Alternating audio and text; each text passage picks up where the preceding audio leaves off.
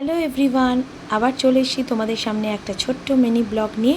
তো ভাবলাম আজকে তোমাদের সাথে শেয়ার করা যাক আমার মুড়োর ডালের রেসিপি।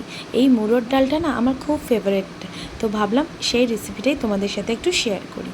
তো দেখো, মুড়োর ডাল করার জন্য অল্প একটু ডাল, আমি মুগের ডাল নিয়ে নিয়েছি। সেটা শুকনো করা একটু নাড়াচাড়া করে প্রেশার কুকারে সেদ্ধ করতে বসিয়ে দিয়েছি।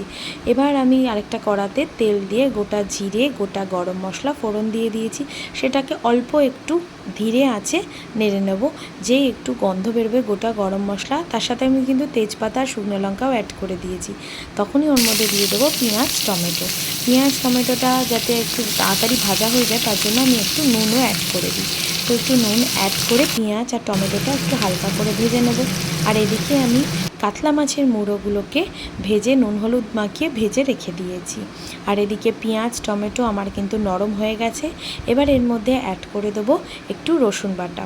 তোমরা চাইলে রসুন বাটাটা স্কিপ করতে পারো, কিন্তু আমার বেশ ভালো লাগে, তো ওই জন্য আমি দিই একটু রসুন বাটা, একটু আদা বাটা দিয়ে ভালো করে একটু ভাজা ভাজা করে নেবো, যাতে মশলাগুলোর কাঁচা গন্ধটা চলে যায়।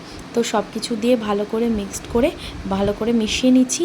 এবার এর মধ্যে অ্যাড করে দেবো হলুদ গুঁড়ো আর কাশ্মীরি মির্চি আর একটু নুন মিষ্টি নিজের আন্দাজ মতো ভালো করে দিয়ে সব মশলাটা কষে নেব। আর এদিকে আমার ডালটা দেখছো সেদ্ধ হয়ে গেছে। এবার এই কষা মশলাটার মধ্যে সেদ্ধ করা ডালটা দিয়ে দেবো। দেওয়ার পরে দেখবে যে একটু ভালো করে কষিয়ে নেবে, নিয়ে তারপর একটু গরম জল অ্যাড করে দিচ্ছি। গরম জল অ্যাড করে দিয়ে একটু ডালটাকে চাপা দিয়ে দিতে হবে, যাতে ডালটা আরেকটু ভালো করে সেদ্ধ হয়ে যায়। তো এবার আমার দেখো ডালটা ফুটতে শুরু করেছে। এবার এর মধ্যে ভেজে রাখা মুড়োগুলো দিয়ে দেবো। দিয়ে আর একটু ফুটে গেলেই নামানোর সময় অবশ্যই গরম মশলা আর একটু ঘি অ্যাড করে নামালে কিন্তু মুড়োর ডাল একদম রেডি। এই মুড়োর ডালটা কিন্তু এমন সামনের উইকেন্ডেই তোমরা ট্রাই করতে পারো। আর এই ভিডিওটা যদি তোমাদের ভালো লাগে থাকে, তাহলে অবশ্যই একটা লাইক কমেন্ট করে দিয়ে যেও। Bye bye.